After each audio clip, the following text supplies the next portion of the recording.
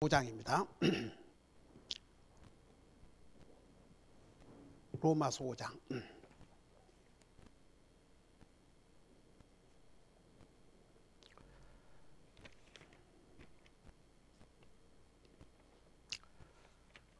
오늘 우리 5장을 잘하면 마칠 것도 같습니다. 우리 5장 19절에서 마지막 절까지입니다. 19절, 20절, 21절 우리 세 장을 우리 같이 읽도록 하겠습니다. 19장입니다. 시작. 한 사람의 불순종으로 말미암아 많은 사람이 죄인이 된 것 같이 한 사람의 순종으로 말미암아 많은 사람이 의로운 자가 되리라. 또한 율법이 들어온 것은 범죄가 넘치게 하려 함이거니와 죄가 넘친 곳에 은혜가 더욱더 넘쳤나니 이것은 죄가 군림하여 사망에 이르게 한 것 같이 은혜도 의를 통해 군림하여 예수 그리스도 우리 주로 말미암아 영원한 생명에 이르게 하려 함이니라. 아멘. 앉으시 바랍니다.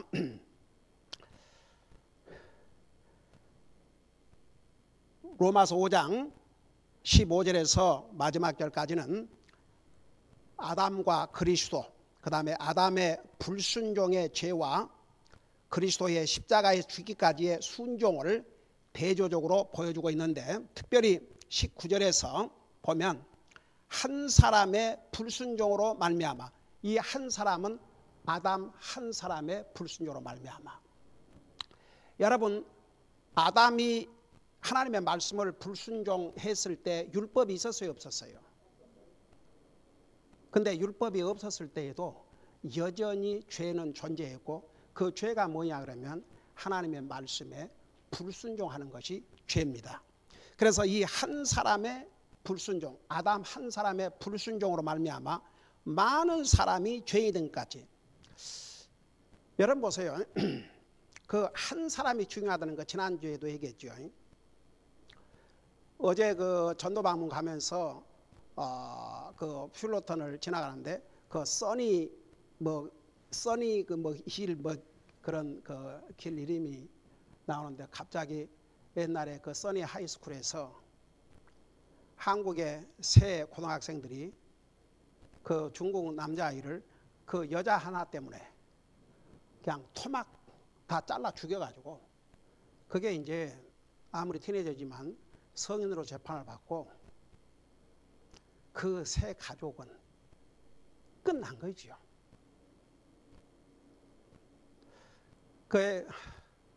내 며칠 전에도 얘기한 것 같은데, 그 버지니아 텍 다니던 한국 학생이 33명인가 총으로 죽여가지고 그 사건이 일어났을 때,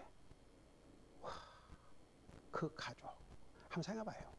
그 한 사람의 잘못, 가족도요, 한 사람이 잘하면, 한 사람이 잘하면 그 가정이 복이된 가정이 되지만, 그 가족 일원 중에 한 사람이라도 잘못을 범하면요, 그 가족이 다 그 영향을 받게 됩니다. 한번 생각해봐요.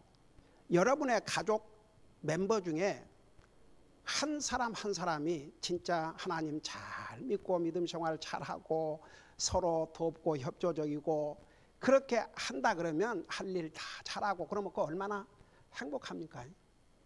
근데 단 한 사람이라도 하나님도 안 믿고 사람 구실도 하지 않고 그렇게 하는 가정에 한 사람이 있다고 생각해봐요. 얼마나 그 가족이 다 고통을 당하겠는가. 우리가 이 교회당 이렇게 하나님께서 아름다운 교회당을 주셨는데, 원래 이게 뱅크의 은행이었고 어떤 그 인베스터, 그러니까 이런 부동산 이런 것을 투자하는 사람이 이걸 샀는데, 바로 그 사람이 미스터 코필드, 우리 현재 우리 모게이저죠. 근데 그 양반하고 이제 만나서 이 건물 구매 문제를 가지고 의논하면서 제가 제일 먼저 만나서 그에게 주님을 믿느냐고 물어봤어요. 그러니까 자기가 캐톨릭이라고 그러더라고요. 그래서 복음을 전했어요. 그리고 나중에 우리가 이제 그 동부에 그 칼버트 목사님 교회 애니버서리에 초대받아서 말씀을 전하기 위해서 이제 가게 되는데 그 뉴저지로 그분들이 이사를 가가지고 꼭 방문해 달라고 하도 그래서 방문을 했지요. 정말 우리 가족이 융숭한 대접을 받았는데 자기가 살아오면서 많은 결정과 선택을 했어야 되는데 이 건물을 우리 교회에다가 판 것은 자기가 결정한 결정 중에서 가장 잘한 결정이라고 생각한다고. 그러면서 이제 내가 다시 확인했죠. 정말 예수 그리스도께서 당신의 주시냐, 당신의 구원자로 믿느냐. 그러니까 그렇게 믿는데요. 그 부부가 다. 그래서 참 마음이 기뻤는데 그 양반이 나하고 이제 친해지면서 한 번은 자기 아들을 위해서 기도해 달라고 그러면서 둘째 아들이래요. 나이가 50이랍니다. 그 첫 결혼해서 와이프가 암으로 세상을 떠났어요. 그래서 우리 교회당 헌당 예배 드릴 때에 참여했던 그 부인은 첫째 부인이 세상을 떠나고 둘째 부인이었습니다. 참 얼마나 진짜 나이스 레이디. 근데 그 미스터 코필드가 하는 그런 거예요. 그 아들을 위해서 기도해 달라 그러면서 자기가 아내를 잃고 다 아직 애들은 어린데 자기 그렇게 하나님 앞에 기도했대요. 하나님, 이 아이들 엄마도 없고 이 아이들이 자립할 때까지 저를 살려주세요. 그래서 그래도 아이들이 다 각각 자기 살 길 그때까지는 아빠로서 서포트할 수 있도록 저를 도와주시고 저희도 건강을 주시고 자기는 항상 하나님을 찾았대요. 근데 그 막내 아들은 so different. 막내 아들은 예수님도 잘 믿고 교회로 왔는데 처음에 그 자기가 봤던 빌딩과 나중에 이 아내의 모습을 보고 입을 떡 벌리고 있는 거예요. 그 막내 아들이. 그러면서 거기 또 고민을 얘기하는 거예요. 자기 티네이저 딸이 둘인데 그렇게 애들이 말을 잘 들었는데 티네이저가 되면서 어떻게 컨트롤해야 될지 모르겠다고 위해서 기도해 달라고. anyhow, 그런데 그 둘째 아들이 나이가 50이 돼갖고도 일정한 잡도 없고 맨날 아버지한테 돈 요구하고 돈 생기면 술 먹고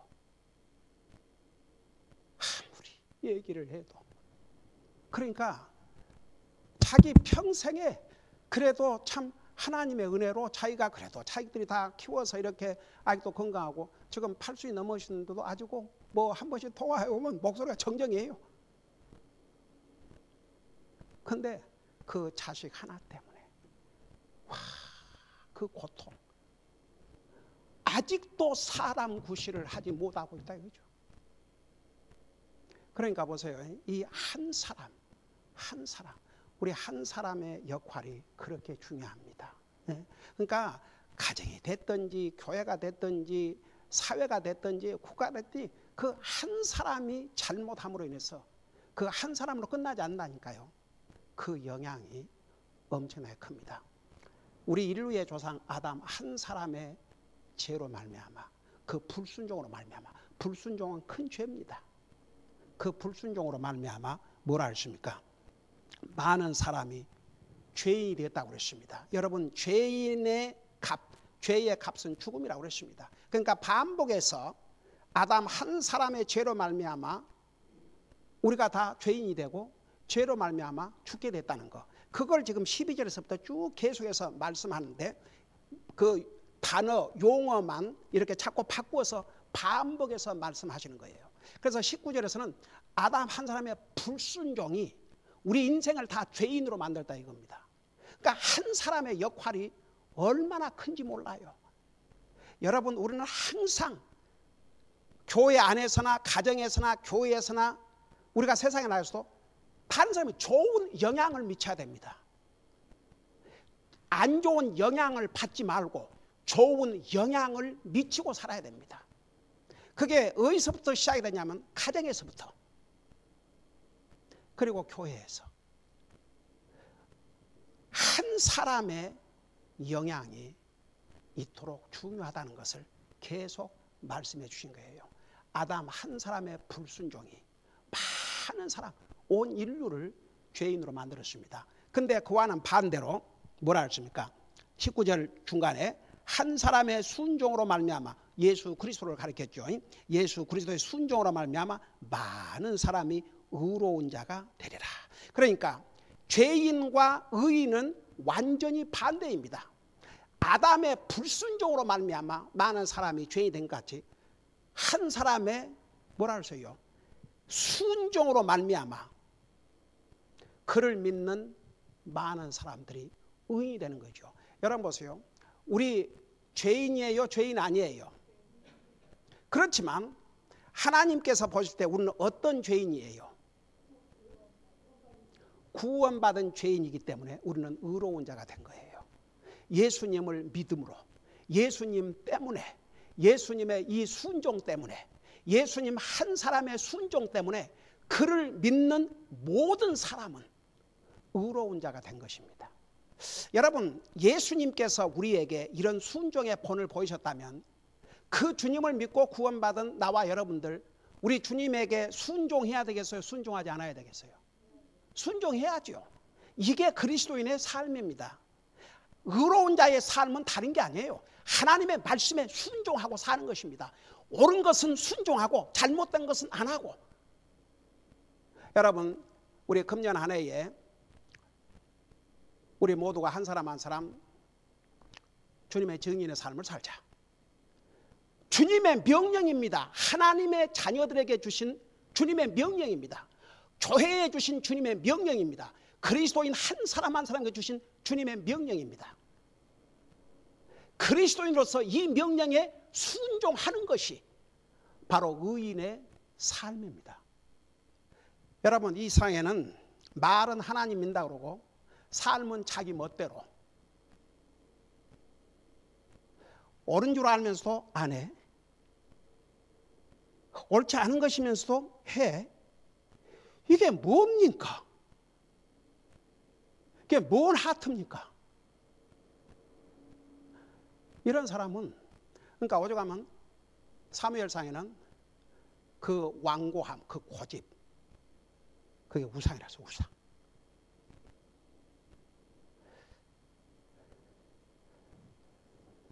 제가 아침에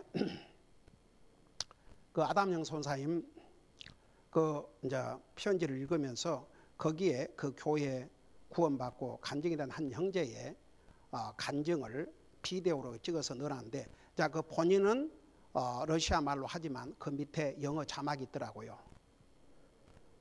그리고 자막을 보니까 아담영 선사님을 만나서 예수 그리스도를 영접한 다음에 Many things have been changed in my life.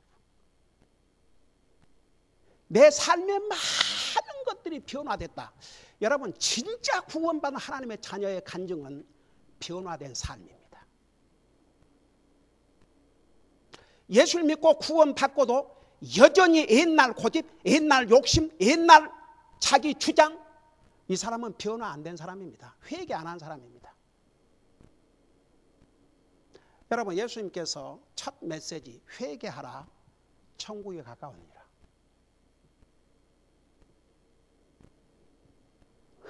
자기의 생각, 자기의 마음 절대 안 바꾼다. 이 사람은 회개한 사람이 아니에요. 여러분, 정말 구원받은 하나님의 자녀는 바꾸어지게 돼 있습니다. 변화가 돼야 됩니다. 변화가 없으면 증거가 없습니다. 그러니까 참 여러분, 주님이 어떤 분입니까? 하나님이십니다. 우리는 이미 아담의 죄로 말미암아 죄인이 되어버렸고 죄 아래 있었고 사탄의 권세 아래 있었고 이 상태를 가만두면 영원한 지옥에 갈 수밖에 없었습니다. 그런 우리 죄인을 구원하시기 위해서 우리 예수님께서 우리의 죄값으로 자신의 생명을 주시고 우리가 받아야 할 저주를 대신 받으셨습니다. 한번 생각해 봐요.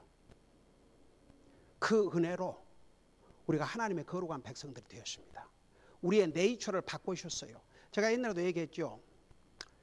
여러분, 우리가 죄인의 후손으로 죄 속에 태어나기 때문에 죄의 속성이 우리 속에 있지만, 그러나 우리가 예수님을 믿은 후에 우리에게 어떤 속성을 주셨다고 그러세요? 하나님께서 새로운 속성, 예수님의 속성, 그 새로운 속성, 성령님의 속성을 우리에게 주셨다고 그랬어요. 그래서 고린도후서 5장 17절에 너희는 예수 그리스도 안에서 새로운 피조물이라고 이렇게 말씀하셨을 때, 그 새로운 피조물이라는 것은 외형을 가리킨 게 아니고 우리 속 사람이 바꿔졌다는 얘기입니다. 새로운 사람이 됐다 이겁니다.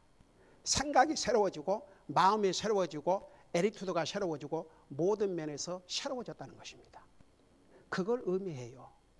여러분, 성경 보세요. 진짜 구원받아 하나님의 자녀들이 어떻게 바꿔졌는지. 근데 전혀 변화가 없다. 그러니까 something wrong이에요. 뭔가 잘못되어 있어요. 사람은 바꿔지게 되어 있습니다. 여러분 보세요. 아무리 험한 사람이라도 하나님 말씀 앞에는 겸손해져 버립니다. 이게 진짜 구원받은 하나님 자녀의 모습입니다. 그 미국에 빌리 선데이라고 하는 유명한 목사님이 계셨는데, 그분을 이제 크리스천 월드에서는 어쩌면 세상으로 말하면 깡패 목사. 그다음 누구를 투드러 팬 그런 목사가 아니고, 그분이 이렇게 이제 한 번씩 이렇게 다른 데로 다니면서 전도 집회도 하고 하는데, 한 지역에 아주 깡패들이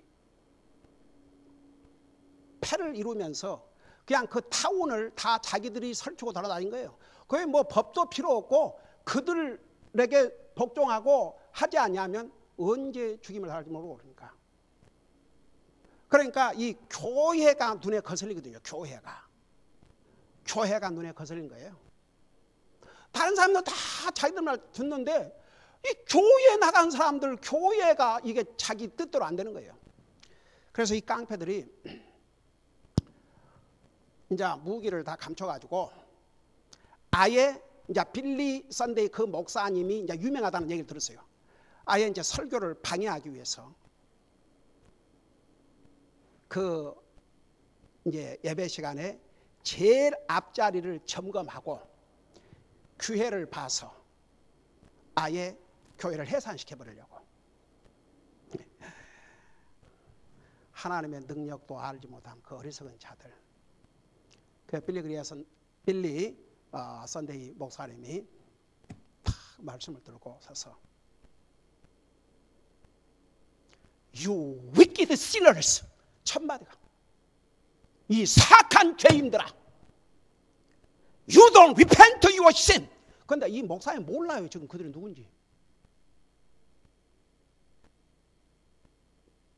You don't repent of your sins, you will go down to hell forever. You know what's hell like? 만일 너희들이 회개하지 않으면 영원한 지옥으로 가는데 그 지옥이 뭔 줄 아냐? 그러면서 우리 예수님께서 마가복음 9장에서 말씀하셨던 거기는 불도 꺼지지 않고 벌레도 죽지 아니하고 불도 꺼지지 않는다. 계속 메시지를 전하면서 You know what? Jesus Christ loves you. 근데 우리 주님은 너희들 같은 우리 같은 wicked sinner를 사랑하셔서 He gave His life for you. 그러고 메시지를 전하니까 갑자기 그 앞에 있던 깡패 두목이 그냥 가운데 무릎을 꿇고 퍽 쓰러지니까 그 다음은 얘기 안 해도 알겠지요. 그들이 회개하고 변화가 되니까 그 타운만 변화되는 게 아니고 이웃 타운까지 미국의 전체에 영향을 미치는. 여러분, 제가 신학교 다닐 때 한 번은 그 삼도 목사님 교회를 제가 신학교 다닐 때는 다녔는데 아침에 이제 예배를 드리려고 교회를 들어가니까 항상 있었던 이 강대상이 없어요. 그래서 왜 오늘 강대상이 없는 거라고 있는데 좀 있으니까 그 교회 형제님들이 어떤 분을 휠체어에 밀고 들어오는데 나중에 그 휠체어를 두 형제가 들어다가 딱 하는데 두 다리가 없는 거예요. 허벅지부터 없는 거예요. 그분이 그 유명한 팀리 목사님이셨는데 그분은 목사의 아들로 태어났지만 싫었어요. 그래서 너무나 아버지의 룰이 싫어서 아버지 룰이 싫어서 군대를 갔답니다. 그 군대가 얼마나 어떤 곳인데 그래 군대를 가고 갔는데 그 기간 동안에 월남 전쟁이 있었어요. 그 월남 전쟁에 이제 갔는데 그 자기 똑같은 그보다 뭐라 그래 막사에 어떤 흑인이 바로 옆자리에 이제 자는데 꼭 아침마다 일어나서 기도하고 말씀을 읽고 또 저녁에 자기 전에 기도하고 말씀을 읽고 그래서 이제 그게 얼마나 그 마음에 이게 괜찮겠습니까? 얼마나 불편하겠습니까? 그도 목사 아이들 태어났고 근데 자기가 주님을 영접했대요. 근데 완전히 이제 그런 생활을 안 하고 근데 그 형제가 그렇게 하고 있으니까 그것이 자꾸 파다가 되는 거예요. 근데 하루는 복음을 전하더래요. 그래서 그랬대요. I know that already. 뭐로 알면 뭐합니까? 그 결국은 그 형제가 그렇게 정말 좋은 간증이 되고 그렇게 격려하고 그러는데 어느 날 그 폭탄에 이 팀리 형제가 폭탄을 맞은 거죠. 그래서 미국으로 후송이 돼갖고 월터 리드 육군병원에 입원이 됐는데 나중에 그가 눈을 떴을 때는 그때가 이제 20대 초반인데 두 다리가 날아가 버린 거죠.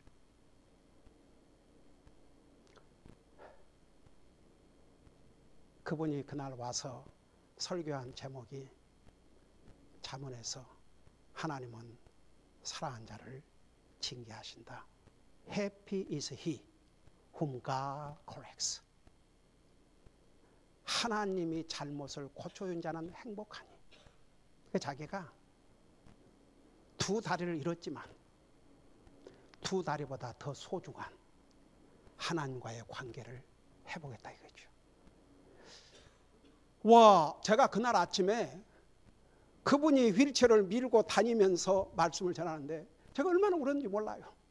저분은 두 다리도 없이 저런 몸으로 저렇게 복음을 열심히 전하는데 제가 다짐을 했어요. 제가 앞으로 신학교를 졸업하고 사역을 하면 정말 열심히 주님을 전하겠습니다. 그리고 이제 예배 끝난 다음에 팀리 목사님을 만나서 인사를 하려고 기다렸어요. 그랬더니 와, you are Korean brother, brother Kim. 그러면서 코리안 솔저들을 자기가 많이 만났대요, 베트남에서. 근데 oh man, they are very brave. They are wonderful soldiers. 아주 용감하고 멋있는 군인들이었다고. I have a lot of Korean friends를 I made 했다고. 그래서 제가 이제 앞으로 졸업하면 가서 목회를 시작할 텐데 내가 목회 시작하면 목사님을 초대하겠다고.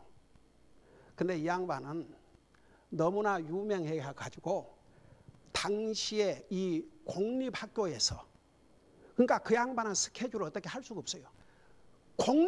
가는 곳마다 이 젊은 티네저들이 변화가 되는 거예요. 주님을 영접하고 눈물을 흘리고 변화가 되고 그게 너무나도 파워풀한 영향을 미치니까 뭐 대학교 캠퍼스 특별히 중고등학교 이런데 아주 미국 뭐 다른 나라까지 세계적으로. 근데 그분의 소원이 있었어요. 그 소원이 뭐냐 그러면 그때 전쟁에서 잃었던 그 흑인 형제를 만나보고 싶은데 그 후로 연락이 안 되는 거예요. 그래갖고 그 어느 교회선가 그 형제를 찾았어요. 그래서 아무도 모르게, 팀리 목사님 모르게 그 교회에서 집회를 하면서 그 흑인 형제가 그곳에 나타나는 그런 극적인 순간을 만나갖고 정말 둘이서 껴안고 울고 하는 그런 그 비디오 영상도 그때 본 기억이 납니다. 어떻든 그렇게 바쁜 스케줄에 몇 년이 미리 스케줄 차 있었는데 제가 연락을 했는데 Brother Kim, you said when you start the ministry, Brother Kim이 사역을 시작하면 자기를 초대하겠다 그러는데 you invited me. 당신이 말한 대로 나를 인바이트 했는데 I sure as I said, 내가 그때 말한 대로 I will come to your church. Even though I have tons of schedule. 그 스케줄을 각 찼지만 그거 다 조정하고 그러고 이제 오셨어요. 그때 참 그래서 이제 광고도 내고 한 영혼이라도 더 많이 와서 주님 영접하고 구원받을 수 있도록. 여러분 보세요. 그 한 사람이 변화돼 가지고 그 한 사람으로 말미암아 얼마나 많은 사람들이, 많은 젊은이들이 주님 앞에 돌아오는지 모릅니다. 여러분, 한 사람 역할이 이렇게 중요합니다. 여러분, 예수님 한 사람의 순종으로 말미암아 많은 사람이 의인이 됐다고 그랬습니다. 우리가 구원받은 하나님의 자녀로서 어떻게 살아야 되겠습니까? 정말 하나님의 말씀에 순종해야 되고, 하나님 말씀이라 그러면 그냥 거기에 다윗 같은 모습, 그냥 엎드려야 돼요. 그런 자세. 하나님 말씀이라면 순종하는 자세. 여러분, 따지고 보면 하나님께서 우리에게 불가능을 하라 그런 거 하나도 없어요. 예. 솔직히 불가능을 하라 그런 적 없습니다. 하나님께서. 불가능한 것이 하나 있는데 우리 스스로가 구원하는 것입니다. 그건 우리 힘으로 할 수 없으니까 예수님이 오셔서 우리를 구원해 주셨지 않습니까? 근데 그 외에는 할 수 있으니까 하나님 하라 하신 거죠. 마음만 먹으면 얼마든지 할 수가 있습니다. 그 다음에 이제 20절에 보면 또한 율법이 들어온 곳은 범죄가 넘치게 하려 함이거니와 죄가 넘친 곳에 은혜가 더욱 넘쳤나니. 이제 오늘 이거 못 맞추겠다. 율법과 은혜, 은혜와 율법의 관계를 우리가 잘 알아야 됩니다. 여러분, 그 은혜의 뜻이 뭐라고 그랬어요? 다시 한번. 하나님의 은혜가 뭐라고 그랬습니까? 받을 자격이 없는 사람의 필요를 그냥 프리로 공급해 주시는 게 하나님의 은혜입니다. 그런데 이 세상에 하나님의 은혜가 필요하지 않는 사람 한 사람도 없습니다. 여러분, 한번 여러분 물어봅니다. 공기를 돈을 주고 마시고 살아야 된다 그러면 살겠어요? 여러분, 공기 없으면 얼마나 살겠어요? 금방 죽어요. 우리가 호흡하지 않으면 살 수가 없습니다. 근데 그 공기 하나님께서 무료로 쏟아주시잖아요. 이게 하나님의 은혜예요. 그래요. 우리 물 사먹는다고 그러지만 솔직히 말해서 물 사먹다지만 물 자체가 있기 때문에 사먹기도 하지 않습니까? 하나님께서 비를 내리지 않는다고 생각해 봐요. 물 자체가 다 죽습니다. 그게 하나님의 은혜입니다. 우리가 햇빛을 돈 주고 받습니까? 하나님의 은혜예요. 그래서 하나님께 성경에 하나님을 믿는 사람에게나 안 믿는 사람에게나 하나님을 아는 사람에게나 하나님을 모르는 사람에게나 동일하게 베푸신 은혜가 뭐냐 그러면 우리 삶에 절대적으로 필요한 햇빛, 해, 거기 없어 봐요. 죽어요. 얼어서 다 죽어버려. 물, 공기, 이게 하나님의 은혜. 여러분, 우리가 이제 직장 생활에서 돈을 우리가 직접 뭐 씨를 뿌려서 곡식을 거두지 않는다 할지라도 우리가 사 먹을 수 있지 않습니까? 돈으로. 여러분 그로스로 스토어에 가면 와, 저는 그로스로 스토어에 가본 지가 참 오래됐네. 이 팬데믹이 나오면은 우리 아이들이 뭐 그냥 그 근처도 못 오게 하니까. 와, 그 가면 얼마나, 더더구나 캘리포니아는 싱싱한 그런 야채들이 얼마나 많습니까? 솔직히 정말. 우리가 그 버지니아에 살다가 이 캘리포니아 와서 우리 집사람이 참 해피했던 것 중에 하나가 뭐냐 그러면, 와, 여기는 그냥 이런 과일이고 야채고 이런 게 너무 풍성하다 이거죠. 근데 동부에서는 그건 안 했거든요. 그러니까 여러분 우리가 돈을 먹고 사는 거 아니지 않습니까? 네? 돈을 먹고 사는 게 아니에요. 그 돈으로 농부들이 지어서 이렇게 갖다가 파니까 우리가 사 먹는 거죠. 근데 그 농부들이 하나님께서 비를 주지 아니하시고 햇볕을 주지 않으신다면 어떻게 농사를 하겠습니까? 어떻게 열매를 거두겠습니까? 그러니까 돌아가 보면 다 하나님의 은혜예요. 저는 항상 그렇게 기도하고 우리 아이들에게도 항상 그런 얘기를 합니다. 우리가 입고 먹고 마시고 하는 이 모든 것, 이게 하나님의 은혜라는 것, 순간도 잠시도 찰나도 잊지 말고 항상 주님의 은혜에 감사드리고 또 감사드리고 항상 주님 앞에 제너러스하게 관대하게 드리고 남은 물질도 지혜롭게 사용하도록 해라. 그러니까 그렇게 잘들 하고 살아요. 여러분 보세요. 하나님의 은혜가 아니면 오늘 순간도 잠시도 찰나도 살 수가 없습니다. 그런데 은혜가 하나님께서 우리 인생이 범죄하고 나니까 우리 인생에게 은혜가 필요하구나. 그래서 원래 하나님의 계획에 없던 은혜를 추가한 것이 아니고 우리 인생이 범죄하기 전부터 하나님은 우리 인생에게 은혜를 준비하셨습니다. 여러분 보세요. 은혜는 율법이 오기 전에, 자, 율법이 언제 왔어요? 아담의 때에 왔어요, 안 왔어요?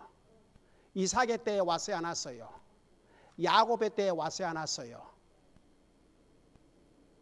그러니까 율법이라는 것은 모세를 통해서 왔지만 모세 이전의 인류 역사에, 모세 전에도 1500년이라는 역사가 있습니다. 근데 그때에도 하나님의 은혜가 있었어요, 없었어요? 하나님의 은혜는 항상 있었습니다. 여러분 한번 예를 들어드릴까? 아담 이브가 범죄했지만 결국 그들 구원 받았어요, 안 받았어요? 어떻게 받았어요? 그들이 율법을, 그때는 율법이 없는 시대예요. 그들이 어떻게 구원받았어요? 하나님의 은혜로. 자, 아브라함 시대에 율법이 없었지만 어떻게 아브라함이 구원받았어요? 그도 하나님의 은혜로.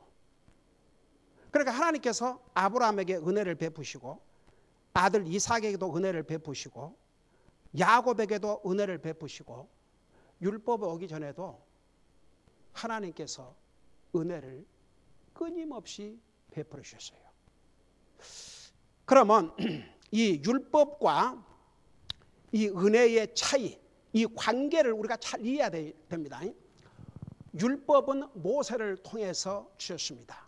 근데 그 율법을 하나님의 은혜를 대신해서 주신 것이 아니고 도리어 하나님의 율법을 통해서 사람은 하나님의 은혜가 절대적으로 필요하다는 것을 깨닫게 하기 위해서 주셨어요. 자, 다시 한번 설명합니다. 율법이 이제 주어지기 전에도 하나님의 은혜는 항상 계셨어요.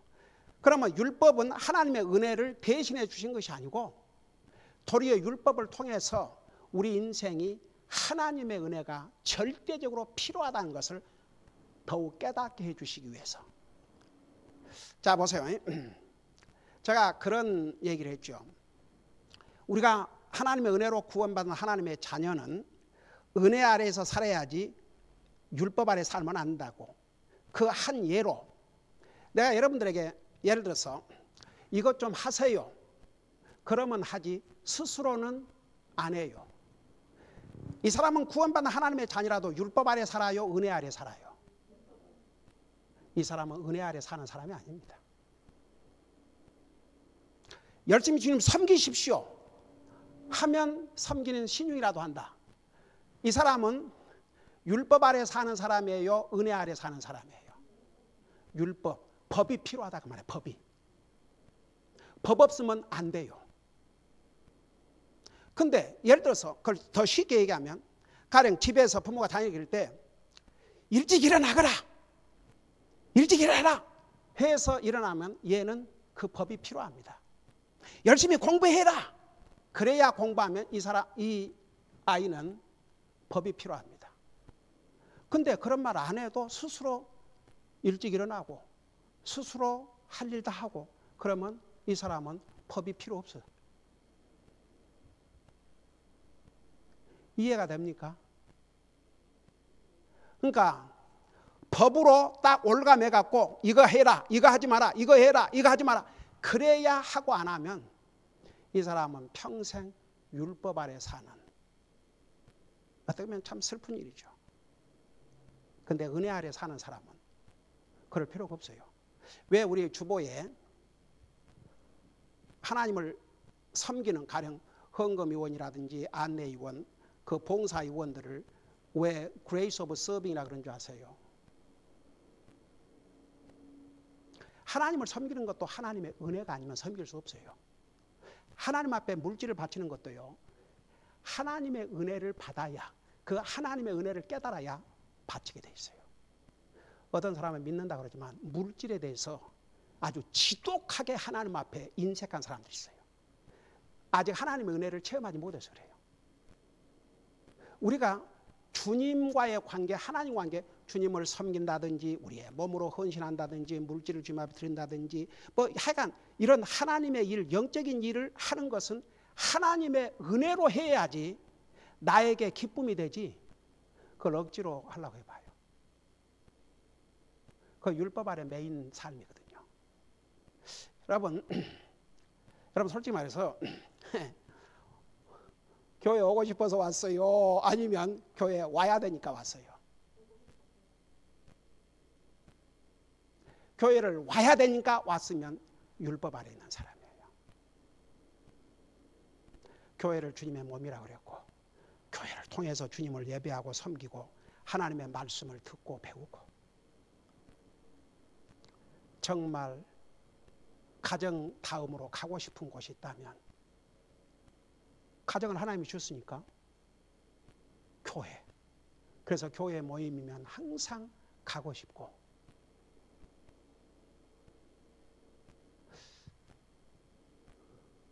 저는 진짜 정말 구원받고 나서 교회 가는 시간을 기다리고 살았으니까. 그러니까 여러분 율법과 은혜의 차이가 뭔지 아십니까? 율법은 시켜야 해요. 근데 은혜는 시키지 않아도 자기가 알아서 해요. 저기 더러운 거 있으면 저 좀 청소 좀 하세요. 저 뭐가 떨어져 있으니까 주세요. 일 안 해도 스스로 보고 뭐가 떨어져 있으니까 줍고 더러우니까 자기가 청소하고 그러면 그것은 은혜 아래 사는 사람이에요. 은혜 아래 사는 사람은 항상 주님을 섬길 수 있는 기회를 찾아요. 근데 아무리 구원받은 하나님의 자녀라도 율법 아래 사는 사람은 시켜야 해요. 시키는 일 외에는 못하는 거죠. 그러니까 여러분 우리가 하나님의 은혜로 구원받았어요. 여기 잠깐 그거 하고 마치십시다. 그 로마서 5장 20절에 보니까 또한 율법이 들어온 곳은 범죄가 넘치게 하려 하거니와 죄가 넘친 곳에 은혜가 더욱더 넘쳤나니. 그게 무슨 말이냐 보세요. 잠깐 13절을 봐요. 5장 13절. 율법이 올 때까지 죄가 세상에 있었으나 율법이 없을 때는 죄를 죄로 인정하지 아니하였느니라. 여러분 보시오. 그 율법이 온다 하면은 이것이 죄다, 이것이 죄다, 이것이 죄다. 근데 율법이 오기 전에는 그걸 죄로 여기지 않았지만 율법이 오기 전에도 죄가 있었어요, 없었어요? 그 죄가 뭐였어요? 하나님을 불순종하는 거. 그 죄가 인생을 다 망하게 만들었고 인생을 죽음으로 몰아넣습니다.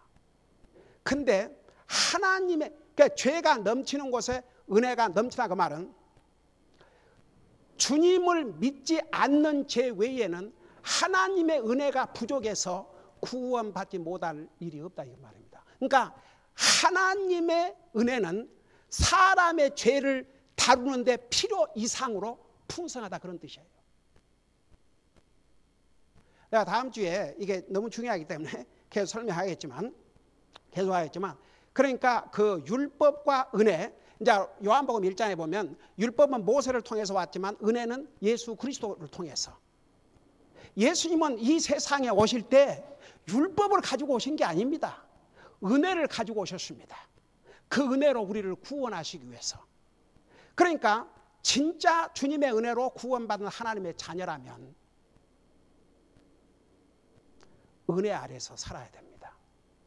그러니까 하기 싫고 억지로 해야 되고 시켜야 해야 되고 그러면 이 사람은 은혜 아래 사는 것이 아니고 율법 아래 사는 사람이요. 이 사람은 그리스도인서 기쁨과 하나님을 예배하고 섬김의 기쁨과 그 평화, 이런 것을 체험하지 못하고 사는 것이죠.